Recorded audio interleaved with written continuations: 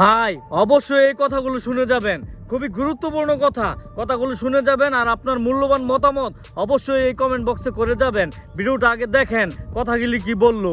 আজকে আমরা যে অভিযোগটি দায়ের করেছি, অভিযোগ দায়েরের মূল সারবস্তা হচ্ছে এই যে 2009 সালে পিরোজপুর আসনের এমপি, পিরোজপুর জেলা আওয়ামী লীগের তৎকালীন সভাপতি মিস্টার আব্দুল আউয়াল তাকে ডেকে এনে তাকে বলেছেন যে 71 সালের এই অভিযোগগুলো আছে, এই অভিযোগের সাথে সাইদি সাহেবকে জড়িয়ে তোমাকে একটি মামলা দায়ের করতে হবে। তিনি বলছেন যে আমি মুক্তিযোদ্ধা কমান্ডার হিসাবে, একজন মানুষ হিসাবে আমি যতটুকু জানি 1971 সালের বীর মুক্তিযোদ্ধা হিসেবে এই ময়দানে আমি যুদ্ধ করেছি মেজর জলিলের নেতৃত্বে 11 নম্বর সেক্টরে। সাইদি সাহেব কোনোভাবে এখানে ছিলেন না, সো সাইদি সাহেবের নাম যোগ করে আমি কোনো অভিযোগ দায়ের করতে পারবো না। এই কথা বলার সাথে সাথে ওখানে উপস্থিত স্থানীয় আওয়ামী লীগের নেতৃবৃন্দ তাকে প্যাক করে নিয়ে যায় তৎকালীন পিপি অফিসে। ওই সময়ের পিপি সাহেব এবং অন্যান্য সরকারি আইনি কর্মকর্তারা সহ আওয়ামী লীগের যে বাহিনী তার উপর যে নির্যাতন করেছিলেন তিনি তার এজাহারে এই বর্ণনাগুলো দিয়েছেন। পরবর্তীতে এই মামলাটি আন্তর্জাতিক অপরাধ ট্রাইব্যুনালে যখন বিচারের জন্য আসে, এই বিচারের জন্য একইভাবে তাকে আবার সাক্ষ্য দেওয়ার জন্য তাকে বাধ্য করে।